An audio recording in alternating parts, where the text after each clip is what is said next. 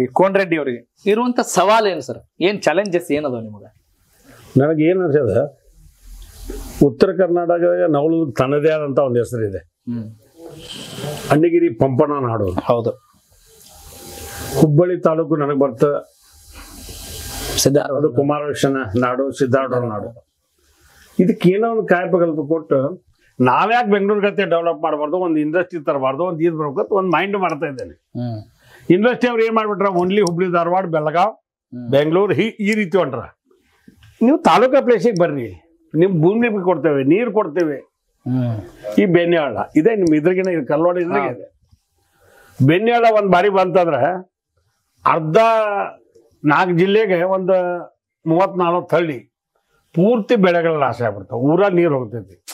ಅದಕ್ಕೆ ಒಂದು ಬಾರಿ ಶಾಶ್ವತವಾಗಿ ಅದನ್ನ ಶುದ್ಧ ಮಾಡ್ಬೇಕಂತ ಪ್ರಯತ್ನ ಮಾಡತ್ತೀನಿ.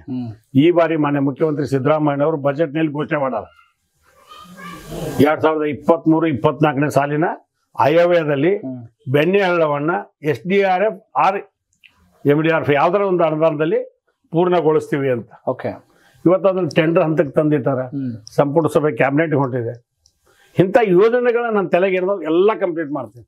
ಆದ್ರೆ ಇದು ಕೂಡ 54 ಹಳ್ಳಗಳದಾವ ನಮ್ಮಲ್ಲಿ. ಅಣ್ಣ, ಇನ್ನು ನಿಮ್ಮ ಈ ಅಧಿಕಾರದ ಅವಧಿಯಲ್ಲಿ ಅವೆಲ್ಲವೂ ಸಾಧ್ಯ ಆಗ್ಬಹುದು ಅನ್ನೋ ನನ್ನ ಮಟ್ಟಿಗೆ ಮುಗಿಸ್ತೇನೆ ಅಂತ ವಿಶ್ವಾಸ ಇದೆ, ತಾಕತ್ತಿದೆ. ಅಲ್ಲ, ತಾಕತ್ತು ಬೇರೆ ಸರ. ಈಗ ಅನುದಾನ ಸಿಗ್ಬೇಕು. ಅಲ್ಲ, ಅನುದಾನ ಸಿಗಬೇಕು ಯಾಕಂತೀನಿ, ತಗೋತೇನ್ರಿ, ನಾನು ತಗಂತೀನಿ. ಓಕೆ. ಕನೆಕ್ಟ್ ಕರ್ನಾಟಕ, ಇದು ನಿಮ್ಮ ನೆಟ್ವರ್ಕ್.